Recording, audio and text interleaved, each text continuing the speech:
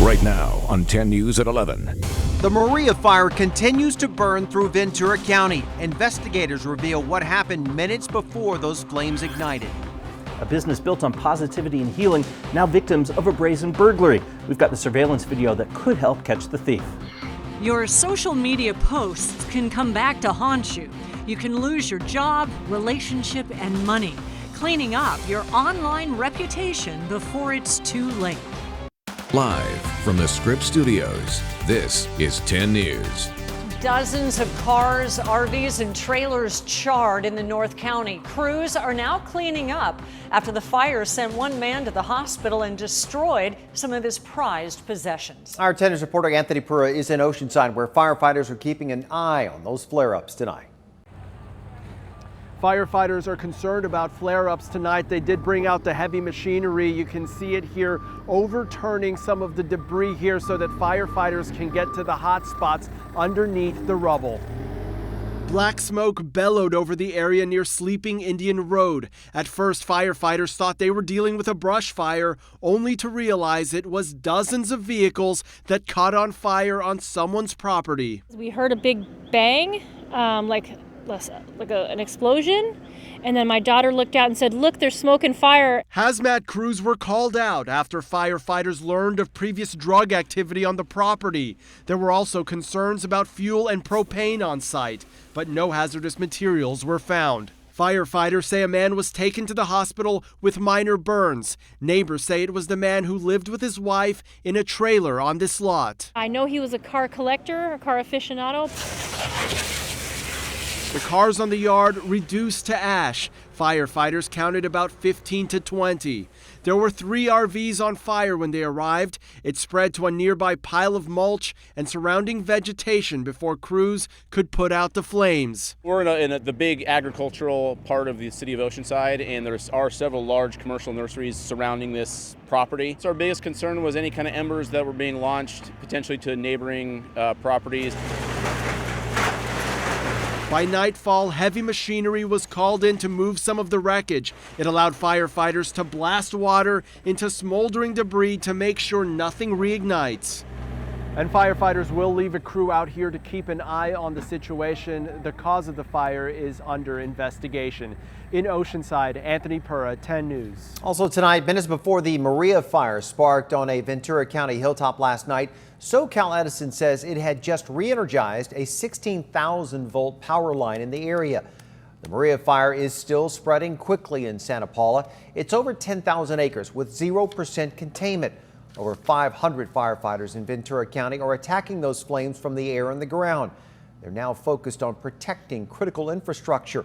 Around 2,300 structures are threatened and roughly 8,000 people are evacuated. Forecasters say we aren't in the clear from extreme fire conditions. Back-to-back red flag warnings last month fueled several major fires throughout the state.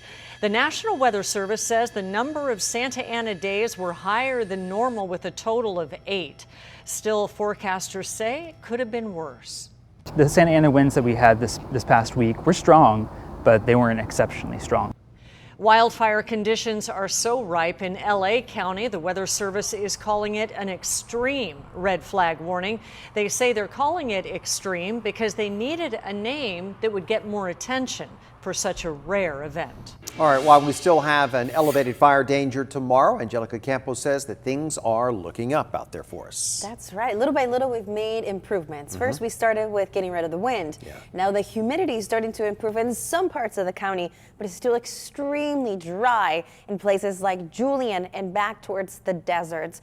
We'll see an increase in humidity as we go into Sunday, but for tomorrow, most of our foothills and mountains will stay dry, keeping that elevated fire danger. As we look at the wind tonight, the winds are still out of the east in Julian, but much lighter, only averaging at 12 miles an hour. We'll turn that wind out of the west on Sunday, and we could even expect to see some patchy clouds for the beginning of next week. I'll pinpoint what that is going to do to our temperatures in your 7-day forecast. Angelica, thank you. Download the 10 News app to get notified about any significant fires that break out. A free version is available in the App Store. A crime alert in the South Park area, a brazen robbery in broad daylight right in front of customers and store employees. A thief walked out with a $2,000 item. 10 News reporter Jeff Lasky shows how he came close to getting caught, but used it to get away. Crystal Blue Vibrations is an eclectic kind of store with a little bit of everything. We specialize in crystals, but we're kind of a healing center now. Next week, they'll celebrate 2 years in business in South Park. But something that happened this week is putting a damper on the festivities. I thought I seen it all. Yeah, it's pretty brazen. Co-owner Andrew Lucas wasn't in the store at the time, but watched it all unfold on surveillance video. A man walked in and began chatting up an employee. He was pretty casual, and from what I can tell from the video, and he was just kind of walking around,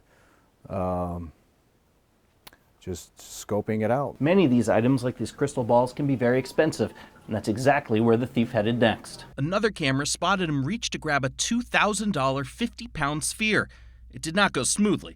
He knocked over the display, leaving shattered glass everywhere. That brought the attention of the employee, but it appears he thought he was just cleaning up a mess, not realizing a burglary was in progress. You can see the thief reach in again, this time placing the sphere on the ground. It all makes sense in retrospect. I think at that point, we knew exactly what he was planning on doing. A third camera caught the thief dribbling the ball to the door with his feet before bending down to pick it up and walk right out.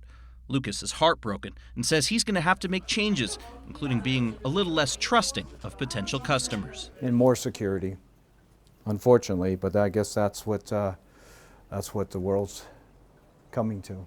Police are investigating. Lucas hopes anyone that recognizes the thief will come forward.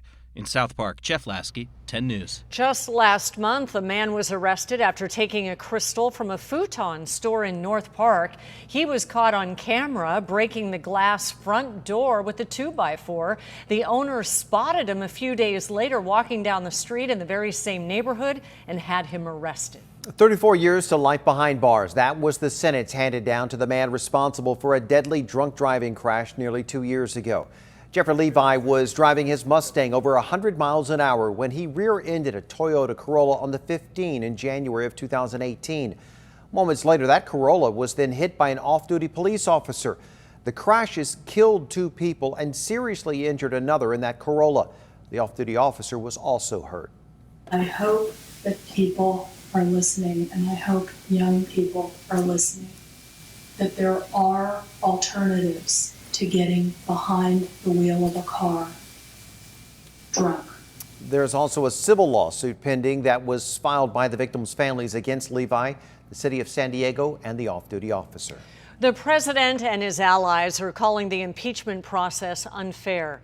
White House Press Secretary Stephanie Grisham called the probe a, quote, stupid scam. A new ABC News Washington Post poll shows Americans are almost evenly split on the subject. 49% think the president should be impeached and removed from office. An almost equal number, 47%, say he should not. For the middle of the road people like me, it's tough to say, it's tough watching it every day. President Trump is now floating the idea of holding a fireside chat in which he would read the log of his phone call with Ukraine's president out loud. The Democratic race for president just got a little smaller tonight. Beto O'Rourke announced that he is dropping out of the race. At one time, O'Rourke was considered a new face of the Democratic Party. The former congressman from Texas joined the race back in March. Following the deadly mass shooting at a Walmart in his hometown of El Paso in August, though, O'Rourke left the campaign trail to spend more time with his community. He seized on the issue of gun control as a big part of his campaign. That campaign never really caught on with voters. This is a campaign that has prided itself on seeing things clearly and on speaking honestly and on acting decisively. O'Rourke had yet to qualify for the next Democratic debate scheduled for November the 20th.